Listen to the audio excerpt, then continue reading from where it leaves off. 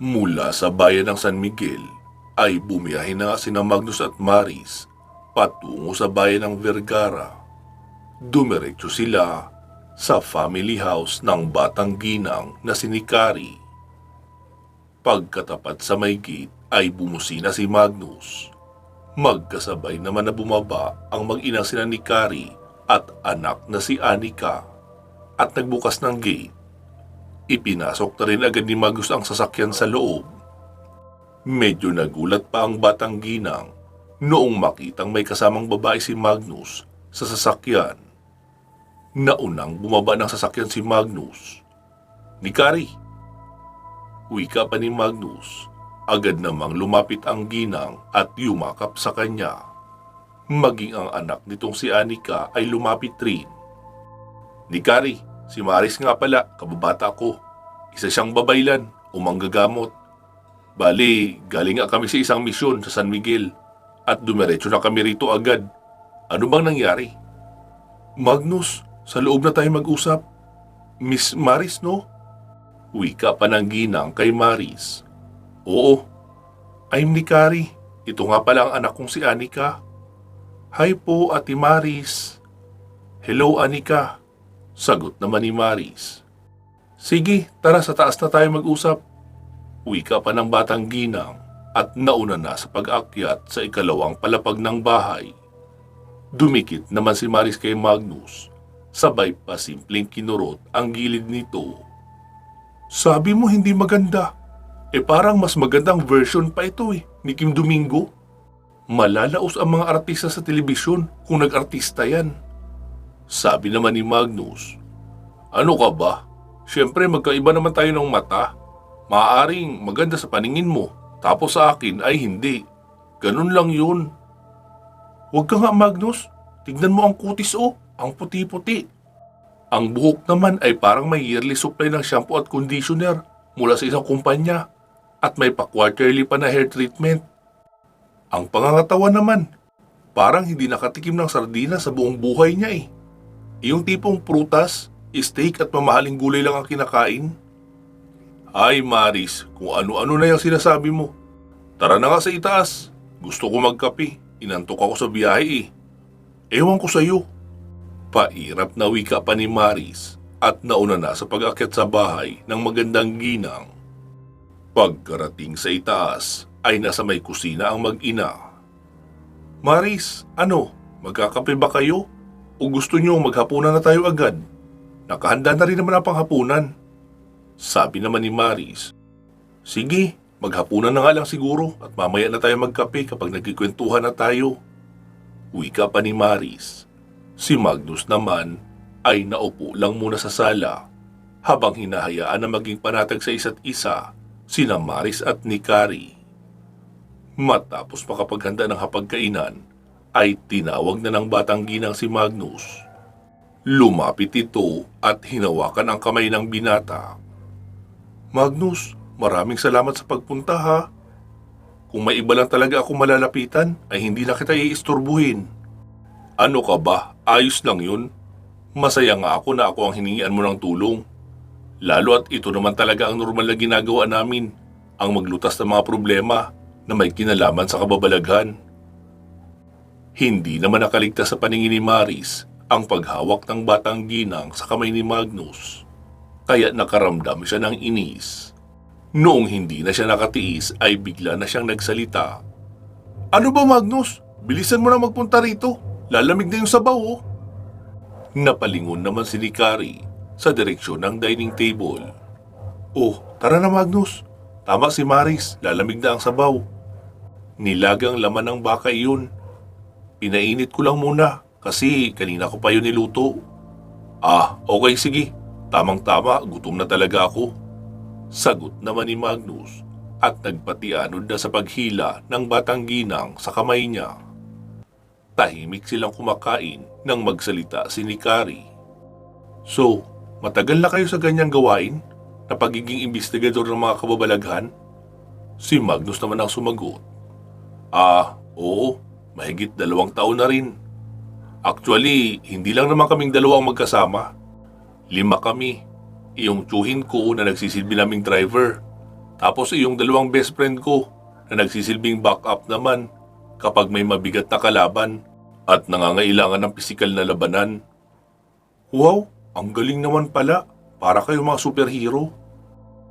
Paano ang pang-araw-araw niyong pangangailangan? Sino ang nagpapasahod sa inyo? O may bayad ang pagtulong niyo? Naku, walang bayad ang pagtulong namin. Wala rin nagpapasweldo sa amin. Ang lola ko kasi ay isang babaylan. Tapos may inihabilin siyang bagay na kailangan kong protektahan. Tapos si Maris naman ay naging babaylan. Kaya naging magkadikit na ang mga misyon namin.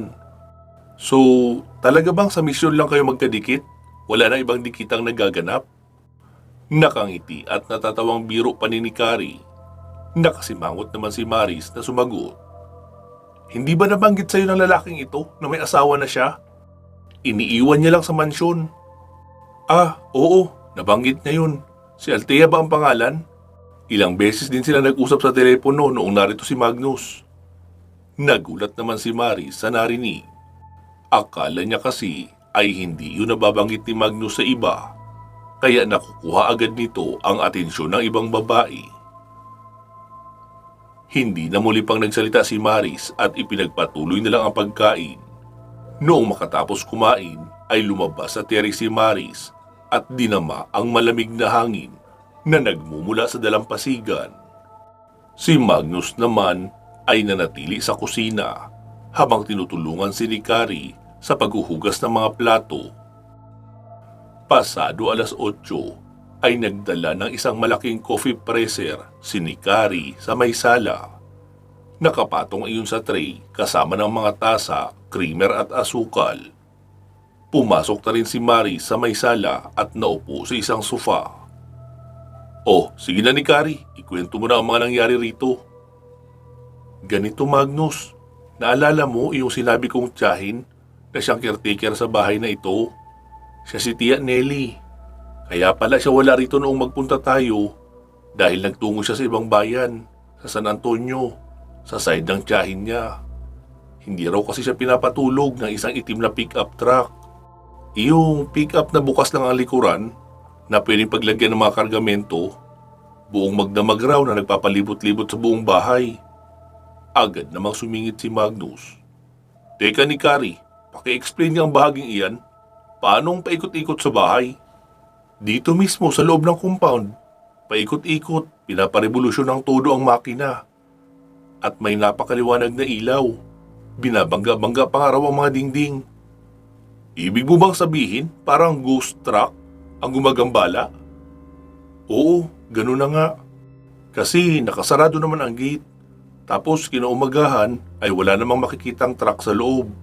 At kahit isa sa mga kapitbahay sa unahan ay walang nakakarinig na may truck na tumutunog rito sa loob ng compound namin. Hindi na iyon ikinuwento sa akin ni Tia para hindi raw ako matakot. Alam niya rin naman na hindi ako basta-bastang uuwi rito kapag wala siya. Tapos noong dumating nga si Tio Berhel ay gusto niya raw dito magbakasyon. Gusto niyang kasama kami ni Anika. Ipaparenovate niya raw kasi ang bahay na ito. Tapos kapag okay na ang lahat, sa kanya papasunurin ang pamilya niya para magbakasyon rito. Wala kasing aircon na rito. Kaya papakabitan niya raw muna para komportable ang pagbabakasyon ng kanyang pamilya. Isang gabi noon, nagpaalam si Tio na pupunta sa sentro. Iinom raw kaunti sa mga bar na naroon at umaasang maisasama niya ang kanyang mga dating kaibigan rito. Tapos noong bandang alas 9 ng gabi ay nag-text siya at sinabing wag na raw namin siyang hintayin sa pag-uwi. Kagabihin raw siya o baka madaling araw na.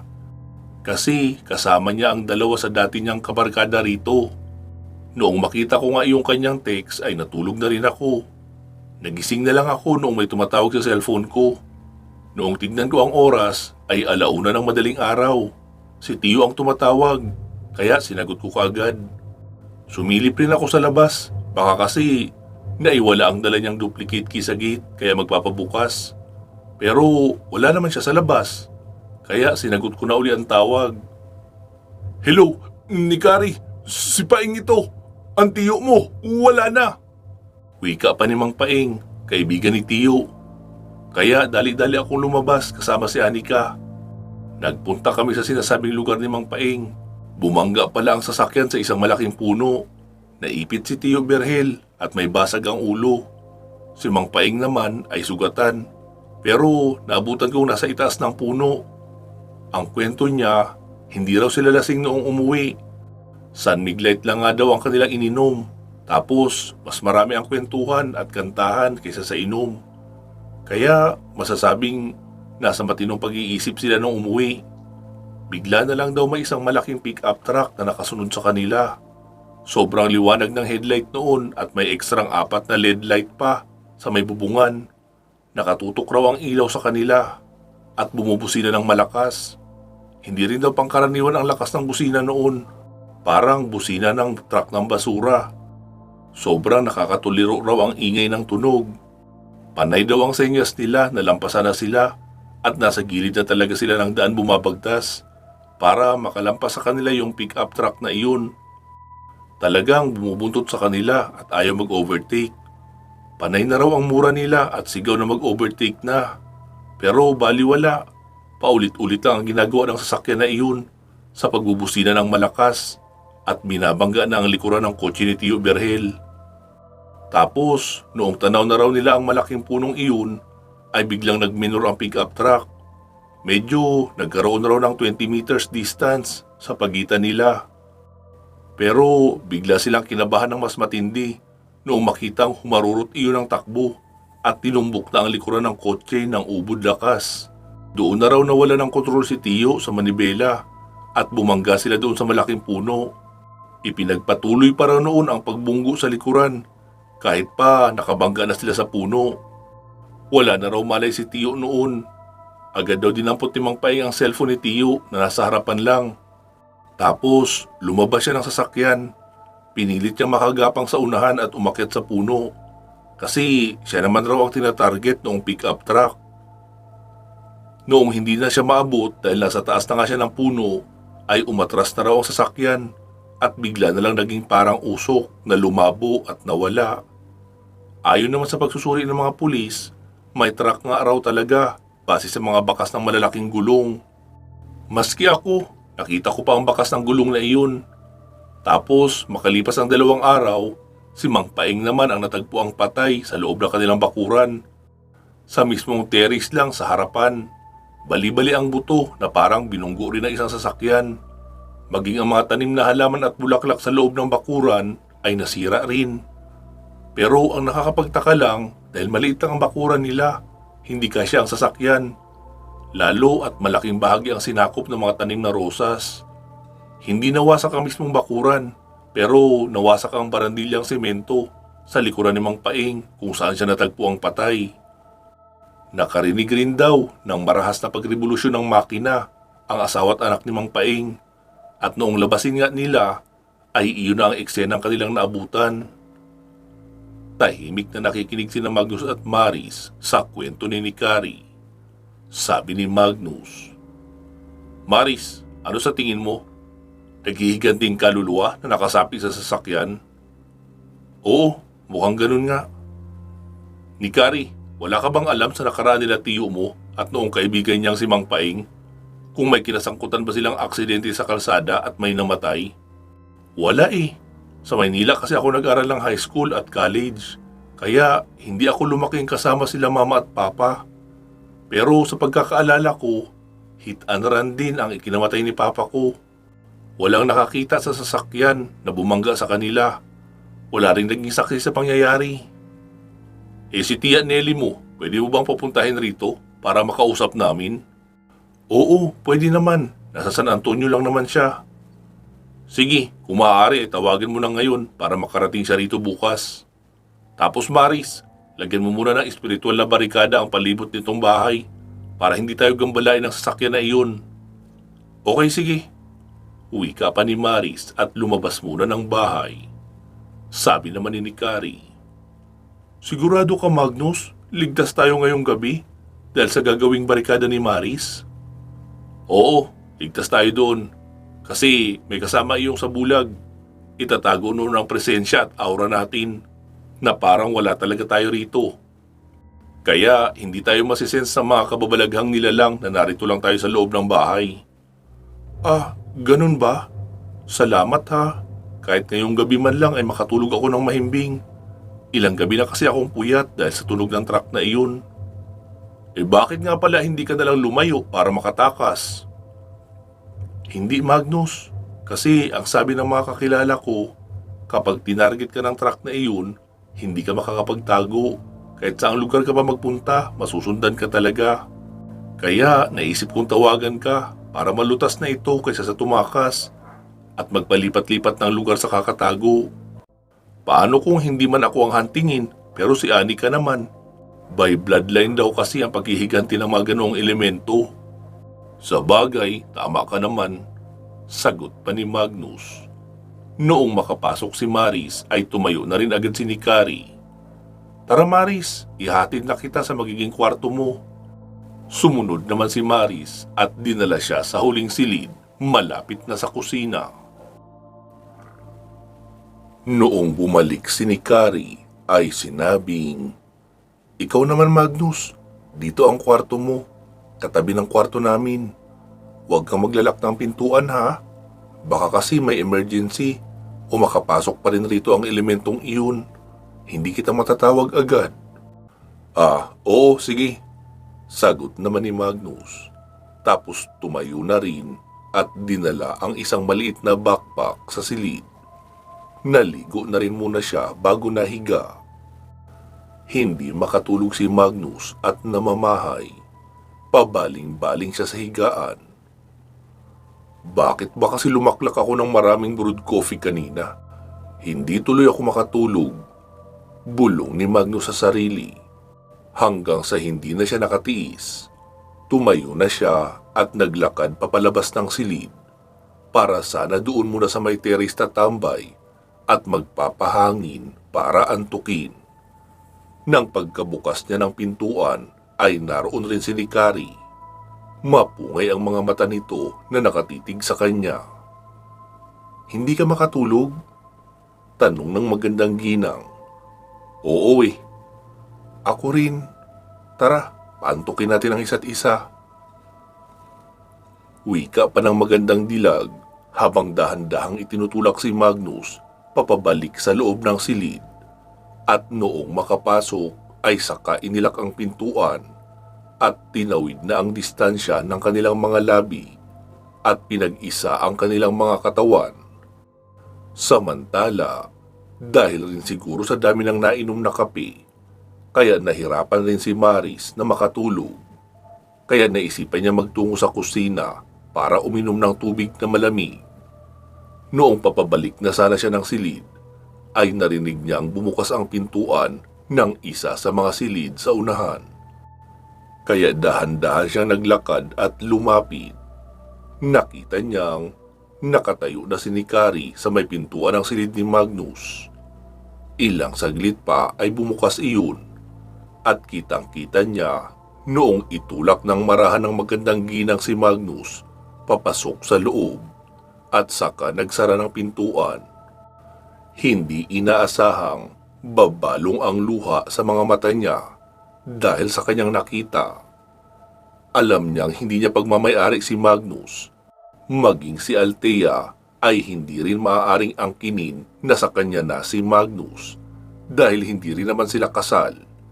Kaya hindi niya maintindihan ang sarili kung bakit parang dinudurog ang kanyang puso sa tuwing alam niyang may ibang nagbibigay ng kalinga sa binata. Muli siyang bumalik sa loob ng silid at doon hinayaang umagos ang maraming luha na hindi niya masabi kung kalungkutan o kabiguan ba. Kinabukasan, nagising si Magnus na nakayakap sa kanya si Nikari. Nasa kabilang bahagi naman nito ang anak na si Anika, tulog na tulog.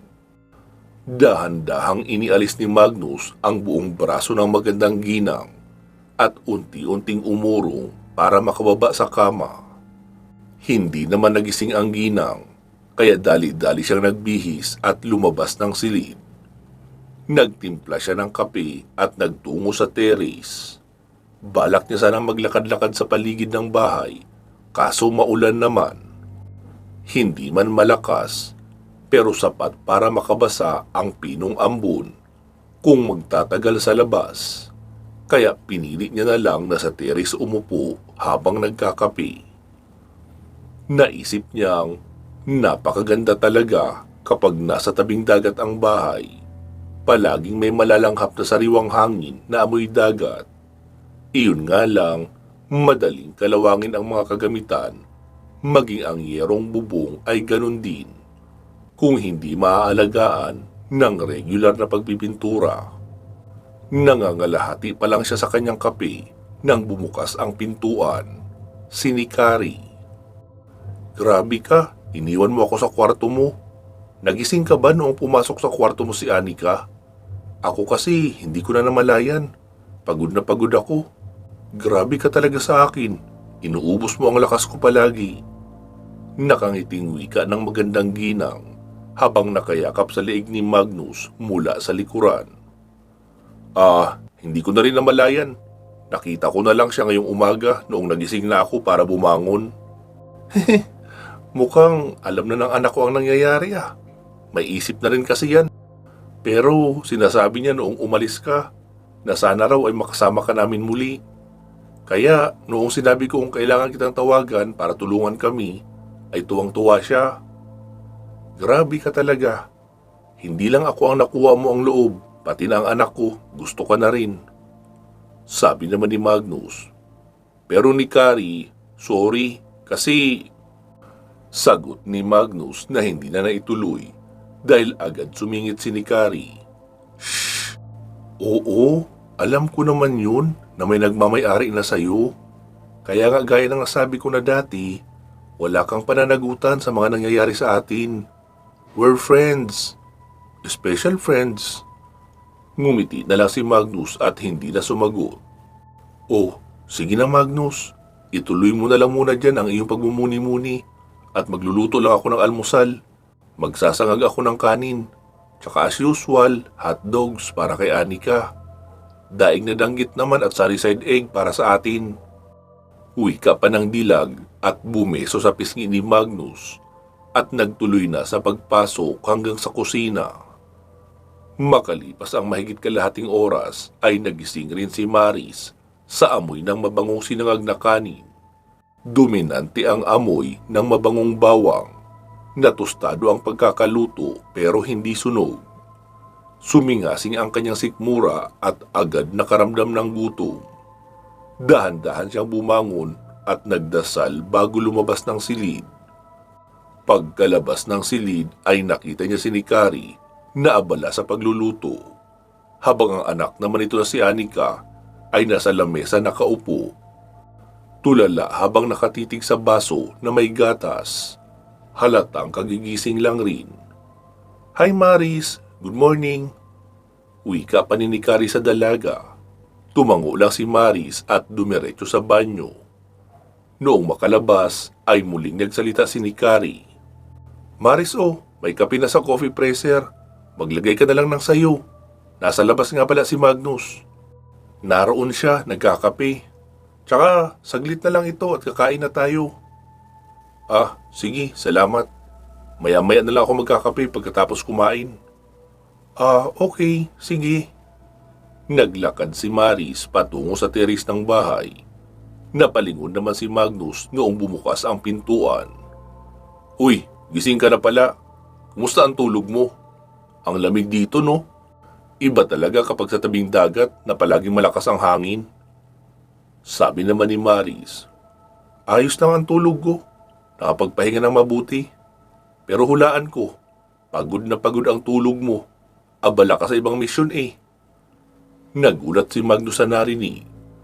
Hindi niya kasi inakala na alam ni Maris ang pagpasok ni Nikari sa silid niya noong nakaraang gabi. Hindi na sumagot si Magnus dahil wala naman siyang dapat ipaliwanag sa dalaga. At sa tuwing magbibigay siya ng katuwiran, ay tila lalo niya lang itong nasasaktan. Ilang saglit pa ay muling bumukas ang pintuan. Sumilip ang batang si Anika. Tito Magnus, kakain na raw po, sabi ni Mami. Okay sige, susunod na kami. Salamat sa pagtawag ha. Magalang na sagot ni Magnus at tinanguan naman siya ng bata. Tara na Maris, kumain na tayo. Excited na akong kumain ng pritong danggit. Matagal na akong hindi nakakakain noon. Wika pa ni Magnus, sabay hawak sa bewang ni Maris at inakay papunta sa pinto para pumasok. Pero biglang tinabig ni Maris ang kamay niya. Huwag mo nga akong mahawak-hawakan. Matapos mong ihawak yan magdamag sa babaeng yun, mauna ka na. Singhal nito, pero halatang pinipigilan lang ang boses na hindi mapalakas. Ngumiti lang si Magnus at nauna nang pumasok. Habang kumakain ay tahimik lang si Maris.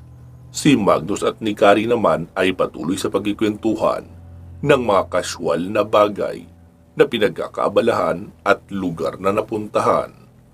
Maging si Kari ay ramdam ang pagsiselos ni Maris sa kanya. Pero sa isip niya na wala namang dapat ipagselos. Isang casual encounter lang naman ang nangyayari sa kanila ni Magnus. Isa siyang matured, free-spirited, and independent woman. Hindi niya kailangan ng relationship. Magiging komplikado lang ang lahat kapag ganoon. Kailangan niya lang na paminsan-minsan ay matugunan ang kanyang personal na pangangailangan. At si Magnus nga ang perfect candidate niya roon. Dahil hindi naman talaga sila personal na magkakilala. At pagkatapos ng mga problema kanyang kinakaharap, ay babalik na siya sa dati nilang buhay mag-ina. At hindi na muli pang makikita si Magnus. Kaya hindi iyon big deal sa kanya. Matapos makakain ay si Maris na ang nag-volunteer na maghugas ng mga pinagkainan. Bandang 11:00 ng umaga ay dumating si Aling Nelly, ang matandang tiyahin ni Kari. Anak, bakit narito pa kayo? Akala ko ba aalis na rin kayo agad? Mabuti na lang at walang nangyari sa inyong masama. Bungad pa ng matanda. Sabi naman ni Kari, Tiyang, ang totoo po, meron. Pero ayokong takasan ang problemang ito dahil hindi ito habang buhay na matatakasan. Kailangan na itong matuldukan. Paano ito masusolusyonan? Tiyang, bago po kayo matakot ng bonggang-bongga, tara na muna sa taas. Doon natin yan pag-usapan. May mga bisita rin ako na tutulong sa atin. Anong sa atin ang sinasabi mo? Uuwi rin ako agad ngayon kapag nasabi ko na sa iyo ang mga dapat mong malaman. Okay lang po, Tiyang. Tara na po, sa loob na muna tayo. Dinala na nga ni Kari ang tiyahin sa itaas. Tiyang, ito nga pala si Magnus, isang secret agent at apo rin siya ng isang babaylan. Kaya kasama sa mga iniimbestigahan niya ang mga bagay na may kinalaman sa kababalaghan. Ito naman si Maris, isang ganap na babaylan. Siya ang tutulong sa amin para matapos na ang problemang ito. Kaya sige na po, maupo ka muna at kukuha lang ako ng juice na maiinom nyo. Siguradong pagod na pagod ka sa biyahe. Mabuti pa nga at talagang nauuhaw na ako. Matapos maibigay ng magandang ginang ang juice, ay agad na iyong nagsalita. Tiyang, anong alam nyo sa dahilan ng pagkamatay ni Papa na maaring may kinalaman din sa pagkamatay nila Tio Berhel at ni Mang Paeng? Ganito kasi yan, Iha. Noong kadalagahan pa ni Mama mo, ay pinag-aagawan siya ng mga binata rito. Suki nga ang iyong ina sa mga Santa Cruzan. Maging sa mga kompetisyon ng pagandahan, ay kinukuha rin siya madalas. Kaya naman, halos magpatayin ang mga kabinataan para lang maging kasintahan siya. Iyong dating mayor dito na si Mayor Conrad Ibanghaya ay may kaisa-isang anak, si Julio. Dahil sa nag-iisang anak, kaya sunod sa layaw palagi. Siga rin iyon sa buong Vergara at bully sa paaralan mula elementarya hanggang sa nagkolehiyo. Palibhasa, maimpluwensya nga ang tatay, kaya palagi rin may bodyguard. Kapag may pumapalag sa mga binubuli, ay mas lalo pang napapahamak. Ipinapakulong pa nga ang iba. Si Papa mo ang madalas maipakulong ni Julio, dahil tuwing darating si Julio sa bahay nila Mama mo, ay naroon ang Papa mong si Nilo. Palibhasa, may lihim na intindihan na ang iyong ama at ina. Kaya sinasabi ng iyong ina kung anong oras siya tatanggap ng bisitang manliligaw. At kapag hindi dumating si Nilo, ay hindi rin lalabas si Mama mo. at ipapasabi sa mga manliligaw na masama ang pakiramdam niya. Kapag naaabutan ni Julio na kausap ni Mama mo si Nilo, ay agad ipinapadampot at dadalhin sa presinto. Ikukulong doon ang buong magdamag. Kinabukasan na papakawalan. Kaya, para matigil na ang ganoong palaging pagkakakulong ni Papa mo at nabubugbog pa minsan, kaya nagdesisyon na si Mama mo na sagutin si Nilo at ipaalam sa lahat na magkasintahan na sila. Para tumigil na rin sa panliligaw ang lahat ng lalaking bumibisita sa kanya gabi-gabi at umaakyat ng ligaw. Pero hindi iyon naging hadlang para mapatigil si Julio sa pambubuli sa iyong ama. Mula rin naman sa maayos na pamilya at maraming negosyo at lupain ng iyong ama. Pero iba pa rin ang pagiging maimpluwensya ng isang alkalde ng bayan. Isang araw, nag-date sina Mama at Papa mo sa bayan. May selebrasyon kasi noon sa bayan. Kasama nila sina Tiyo Berhelmo at si Paeng. Matalik na magkakaibigan ang tatlong iyon. Pasado 9:00 ay nagpasya na silang umuwi dahil ayaw ni Papa mo na mabadsyat kina lolo mo.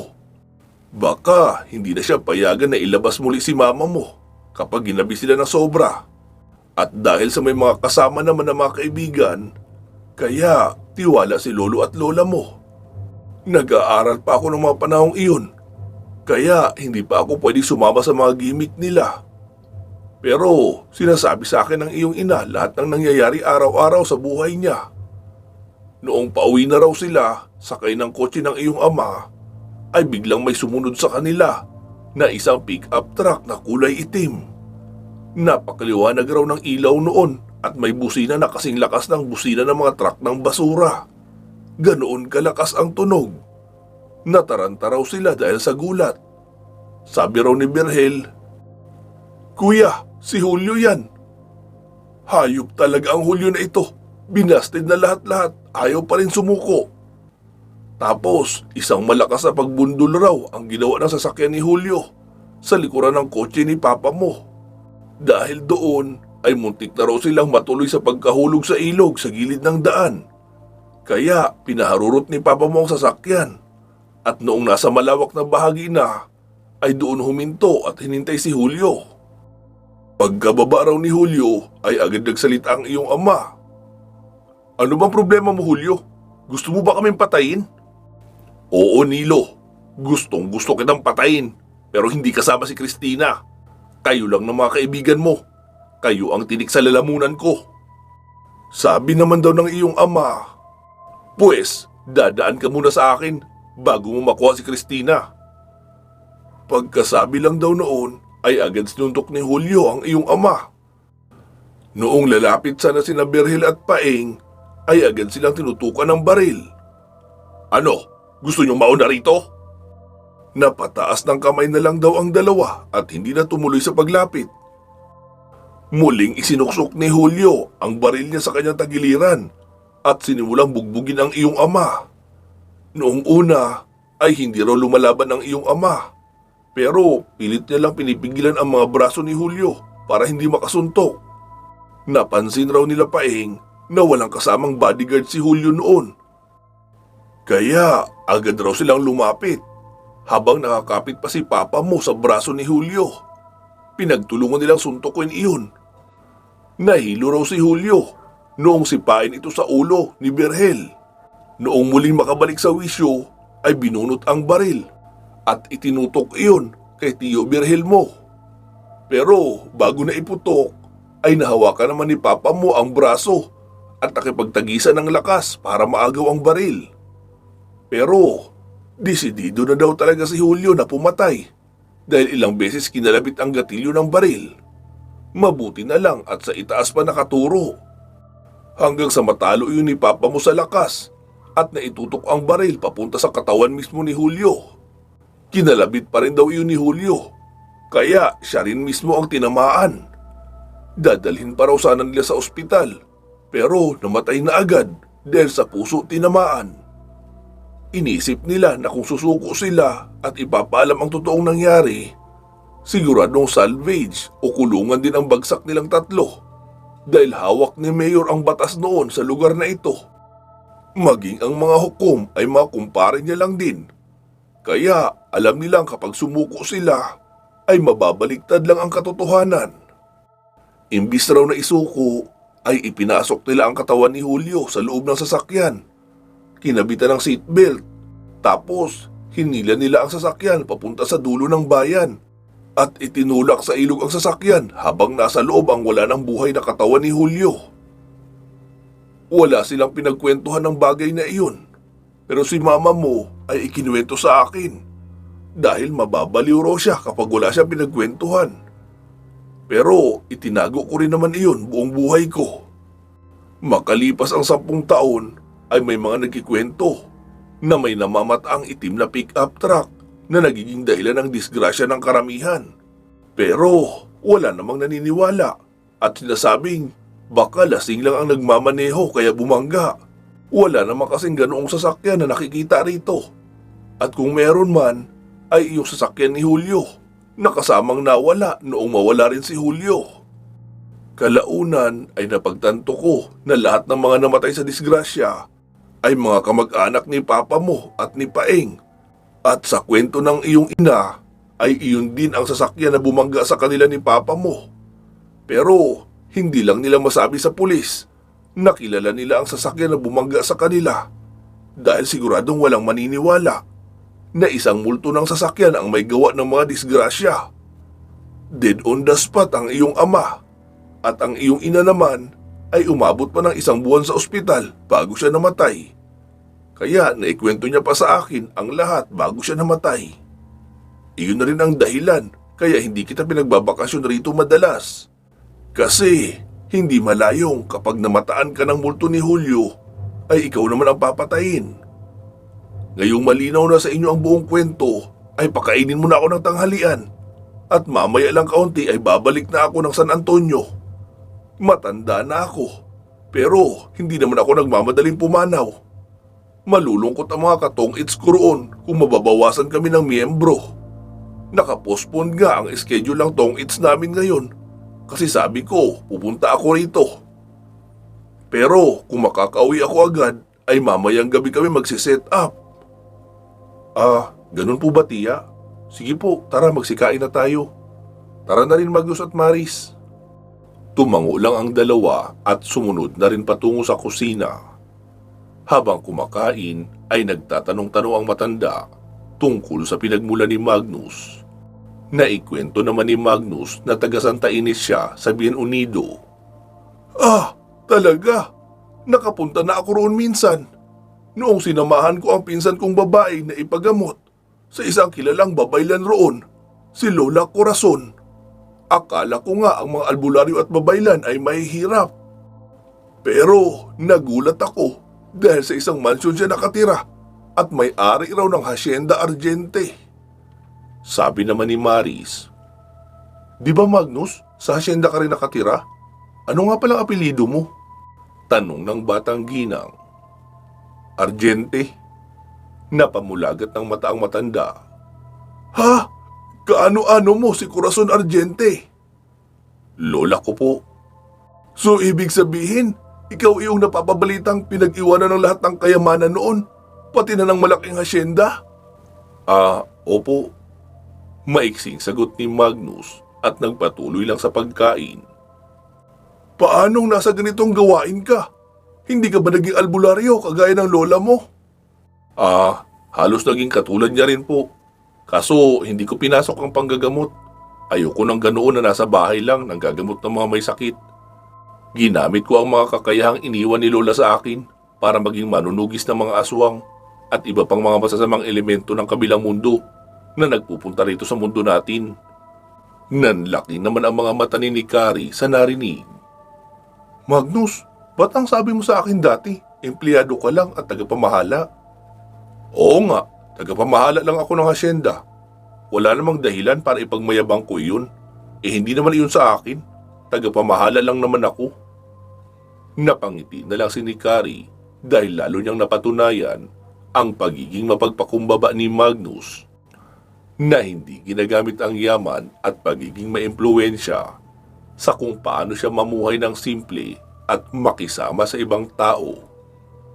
Naku anak, wala ka palang kaalam-alam. Bigatin pala ang bisita mo. Isang hasyendero. Tapos pinapunta mo lang rito para utusan ng kung ano-ano. Hindi naman po yun ganun, Chang. Siya lang kasi ang kakilala ko na may alam sa kababalaghan. Kaya siya ang naisipan kong hingian ng tulong. Ah, ganun ba? Sige, doon na muna ako sa sala, magpapatunaw ng kinain. At mamaya kaunti ay aalis na rin ako. Nakakahiya sa mga amiga ko roon kung naghihintay sila sa akin. Sige po, Chang. Sagot naman ni Kari. Matapos makakain, ay si Magnus naman ang nagpresentang maghugas ng mga pinagkainan, habang si Kari naman ang tumutulong sa kanya bilang tagapunas ng mga nahugasan na. Pasado 2:00 ng hapon ay nagpaalam na ang tiyahin ni Kari na uuwi na ng San Antonio. Bago ito lumabas ng bahay ay nagsalita si Magnus. Aling Nelly, isang tanong na lang po. Alam niyo ba kung saang ilog itinulak ang sasakyan ni Julio? Oo, sa dulo iyon ng Barangay Carmen, bago makarating sa Kanipaan. Okay po, salamat. Iho, hindi ko alam kung ano kayo o ano ang kaya niyong gawin sa problemang ito. Pero sana, siguraduhin niyong hindi mapapahamak ang pamangkin ko at apo ko. Wala silang kinalaman sa kinasangkotang gulo ng mga magulang ni Kari. Kaya dapat hindi na sila kasamang mapapahamak. Sige po, gagawin po namin ang aming makakaya. Sagot naman ni Magnus, tapos tumalikod na ang matanda. Magta-tricycle na lang daw ito patungo sa terminal ng bus sa bayan para hindi na maabala ang pamangkin na maghatid, lalo at umuulan pa rin ng mga oras na iyon. Pagkapasok sa bahay ay sinabi ni Kari, Magnus, maiwan ko muna kayo ni Maris dito ha. Papatulugin ko lang si Anika. Hindi kasi talaga ito madaling makatulog kapag hindi ko tinatabihan. Oo sige, okay lang. Magpaplano din kami rito ni Maris. Noong sila na lang dalawa ay nagsalita si Maris. Magnus, anong balak mong gawin rito? Balak ko sanang sisirin ang sasakyan ni Julio at aasahang naroon pa rin ang mga buto. Kukunin ko ang mga buto niya at susunugin. Magbabaka sakaling makatawid na sa kabilang buhay ang kaluluwa niya kung susunugin ang kanyang mga buto. Sigurado ka dyan sa gagawin mo? Hindi, pero wala tayong ibang pagpipilian eh. Paano kung hindi pa rin mawala ang truck kahit masunog na ang buto? Eh di babalikan ko ang sasakyan, iyon naman ang iaahon ko at susunugin. Hindi nga ako sigurado kung paano iyon susunugin kaagad kung bagong ahon lang. Siguradong basang-basa iyon at maraming lumot. Pero siguro naman tatablan yun ng apoy kung bubuhusan natin ang isang container na gasolina. Sige, ikaw bahala. Magpahinga ka na muna sa kwarto mo para may lakas ka mamayang gabi sa misyon natin. Maglock ka ng pinto para walang mang-iistorbo sa'yo. Kakalbuhin ko talagang babaeng yan eh. Masyado kang inaakit. Ikaw naman nagpapaakit. Uy, huwag ka naman magsalita ng ganyan. Wala namang ginagawang masama ang tao. Oo na, maglalak na ako ng pinto. Uwi ka pa ni Magnus at naglakad na papasok sa kanyang silid. Si Maris naman ay nagpaiwan sa sala habang nagre-research at inaalam ang iba't ibang bahagi ng lugar sa bayan ng Vergara. Matapos mapagod ang mga mata, ay pinatay niya na ang laptop at pumasok na rin muna sa silid na kanyang tinutuluyan at natulog. Kinagabihan, habang kumakain ay nagsalita si Kari. Maris, in effect pa rin ba ang proteksyon na inilagay mo sa palibot ng bahay namin? Oo, bakit? Kasi noong bago kayo dumating, 6:00 pa lang, naririnig ko na ang malakas na tunog ng makina ng sasakyan sa labas ng compound. Paikot-ikot lang. Tapos kapag 10:00 na, ay saka na makakapasok sa loob ng bakuran at magpapaikot-ikot din. Kung napapansin nyo yung mga paso sa paligid, lahat basag, di ba? Yun ang may gawa ng pagkabasag ng mga iyan. Ano nga pala ang balak nyong gawin ngayong gabi? Pupuntahan namin ang pinagtulakan sa sasakyan ni Julio. Susubukan namin iahon ang mga buto niya at susunugin. at magbabaka sakaling makatawid na sa kabilang buhay ang kaluluwa niya. Kapag nangyari iyon, ay wala nang manggagambala sa inyo. Mahabang paliwanag pa ni Maris. Napatingin naman ang magandang ginang kay Magnus. Sigurado kang hindi yun delikado, Magnus?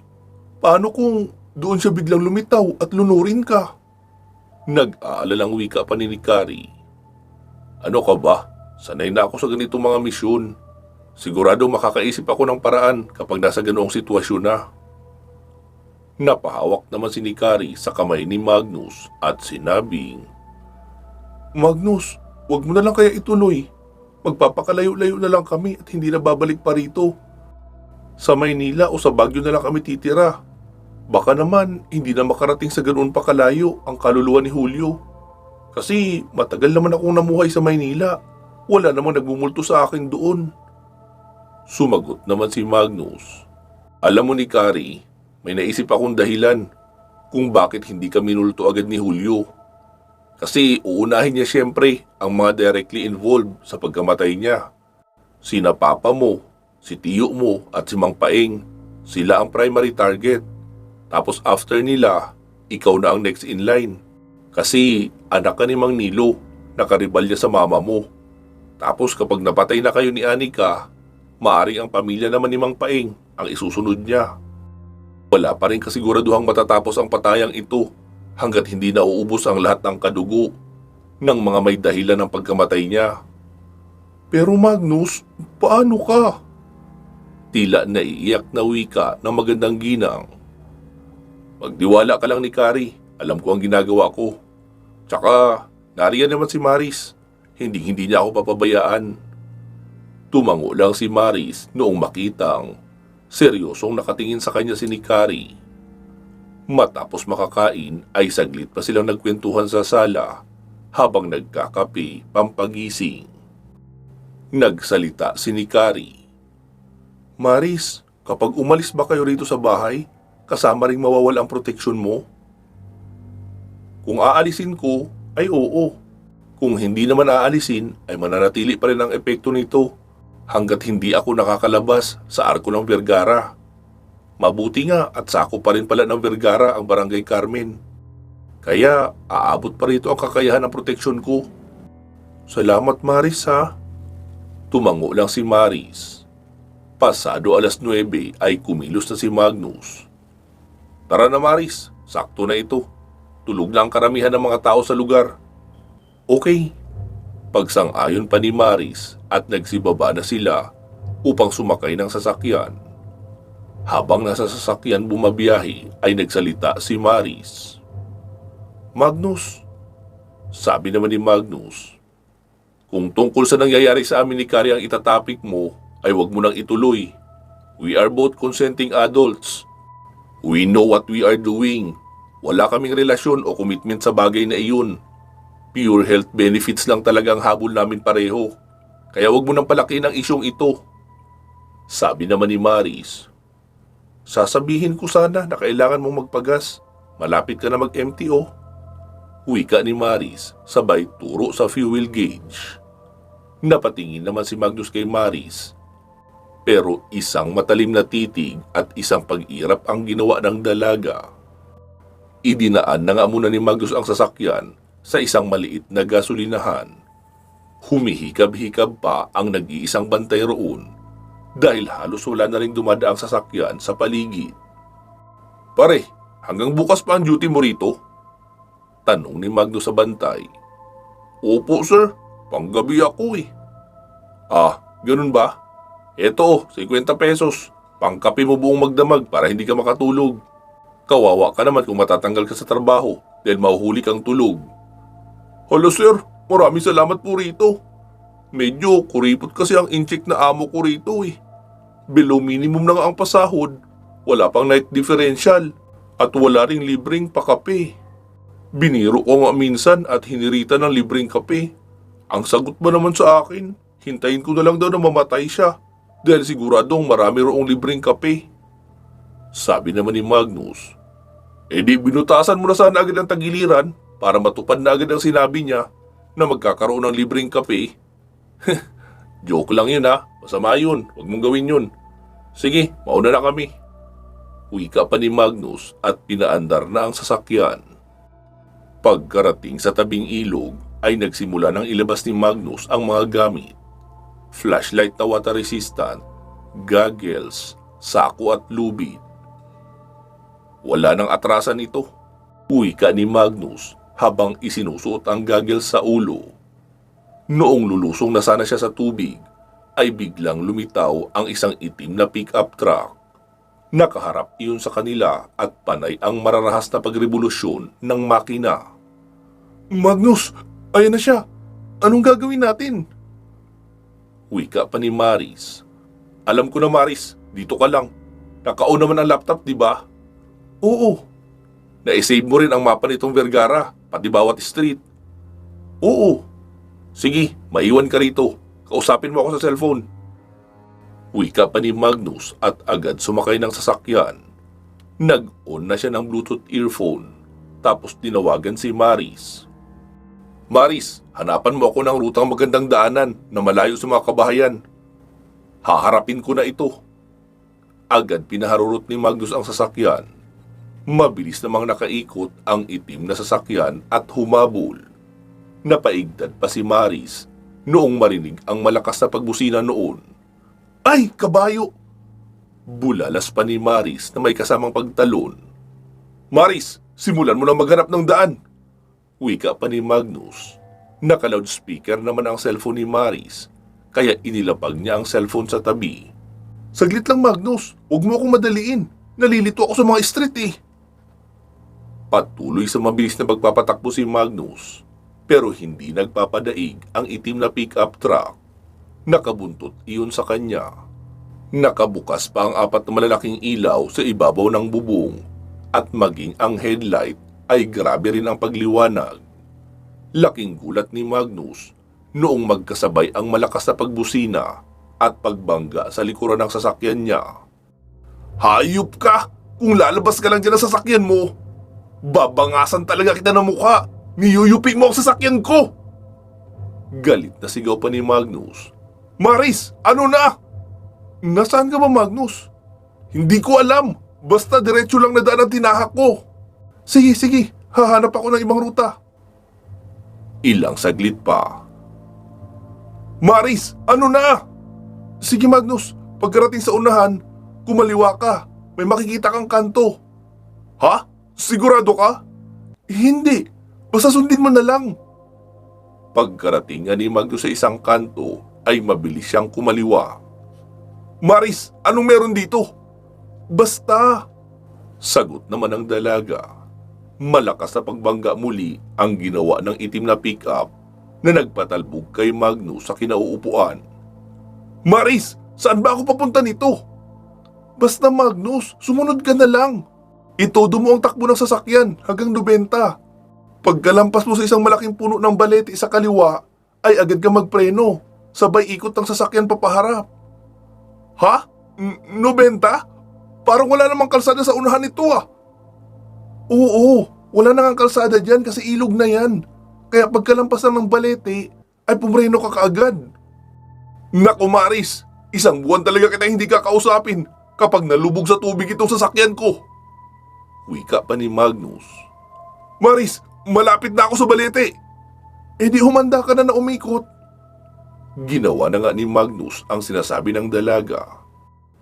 Sa bilis ng kanyang takbo ay nakadistansya siya sa itim na pick-up at noong makalampas sa balete ay agad siyang nagpreno sabay ikot ng sasakyan. Nakaharap na siya sa paparating na itim na pick-up truck. Maris, babangga siya sa akin! Hayaan mo lang Magnus, hayaan mo lang siya! Sigaw pa ni Maris. Maris, ayan na siya! In 5, 4, 3, 2, 1, impact! Wika ni Magnus at agad na papikit. Pero wala siyang naramdamang kahit anong bagay na tumama sa kanyang sasakyan. Tanging hangin lang at biglang nabasag ang imahe ng buong sasakyan na animoy usok lang iyon na nabasag. Magnus, nariyan ka pa? Tanong pa ni Maris. Oo Maris, anong nangyari? Bakit siya nabasag at naglaho na lang bigla? Napabuntong hininga si Maris bago siya nagsalita. Wala na siya, Magnus. Hindi na siya magpapakita muli. Pwede ka nang bumalik rito. Bilisan mo, umaambo na naman. Baka mabasa ako rito ng ulan. Oo sige, babalik na ako.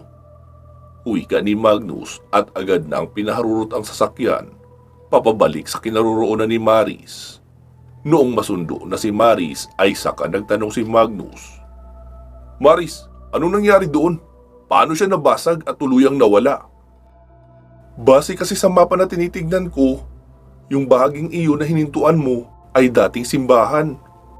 Sa pagkakaalam ko, ang lupang pinagtayuan ng simbahan ay tinuturing na holy ground. Kahit pa mawala ang mismong structure, hindi mawawala ang spiritual essence noon. Kaya nagpapakalat-kalat at nagagawang makapanakit ang kaluluwa ni Julio dahil hindi pa siya nakakatawid patungo sa kabilang buhay. Isa sa dahilan noon dahil hindi naman siya naipasok ng simbahan noong mamatay siya. At dahil sa pagbangga niya sa iyo, ay para na rin siya pumasok sa simbahan at agad itinawid sa kabilang buhay. Talaga? Paano mo nalaman na gagana ang naiisip mong iyon? Ang totoo, hindi ko alam kung gagana. Pero gaya ng sabi mo, wala naman tayong ibang pagpipilian, kundi ang sumugal sa mga bagay kahit hindi tayo sigurado. Hala siya, kung nagkataon palang hindi yun umepekto, edi basag ang mukha ko at nagkadurog-durog na ako. Iiling-iling na wika naman ni Magnus. Pinatay na ni Maris ang laptop at sumandal sa upuan na nakapahiga kaunti. Hay, salamat. Makakaalis na ako sa lugar na ito. Ayoko nang makita pa ang pagmumukha ng babaeng iyon. Masyado siyang maganda, kahit pa sabihing nagkaroon na ng asawa't anak. Nagmumukha tuloy akong matandang losyang kapag itinabi sa kanya. Samantala, mas bata ako at fresh kaysa sa kanya. Mahinang wika pa ni Maris. Ay Maris, umandar na naman ang low esteem mo. Huwag mo ngang ikumpara ang sarili mo sa iba. Marami kang katangian at kakayahan na angat kahit kanino. Umaaring sabihin, hindi mapapantayan ang sinuman. Kaya, hindi mo kailangan makipagkompetensya sa ganda. Para sa akin, mas maganda ka pa rin. Che, tigilan mo ako sa pambobola mo, Magnus. Singhal pa ni Maris, kaya hindi na lang din kumontra pa si Magnus.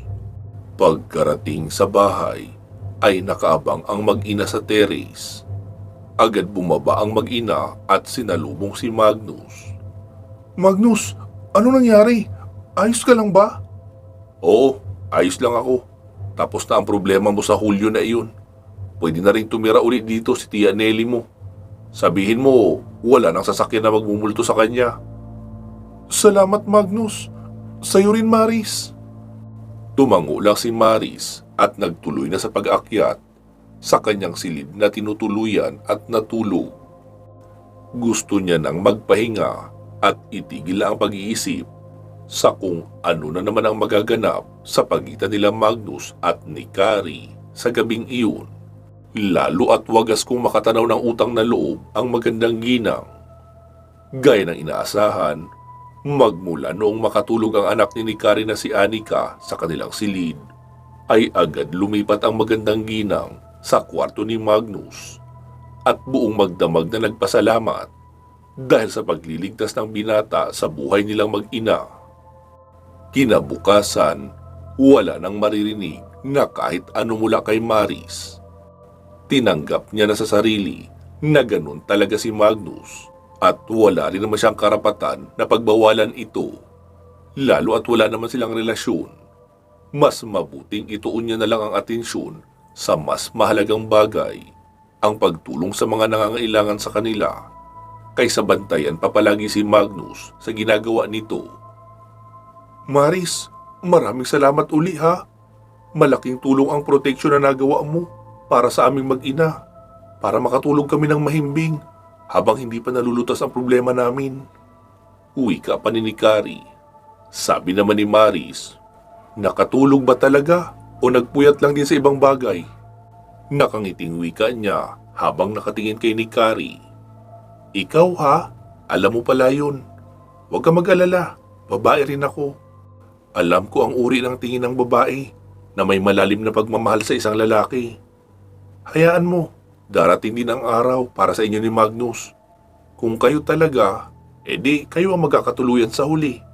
Huwag mo akong intindihin. Pangtanggal lamig lang iyong ginagawa namin. No string attached. Kaya wala kang dapat ipag-alala. In fact, ayoko na mag-asawa pa uli. Sakit lang sa ulo ang lalaki.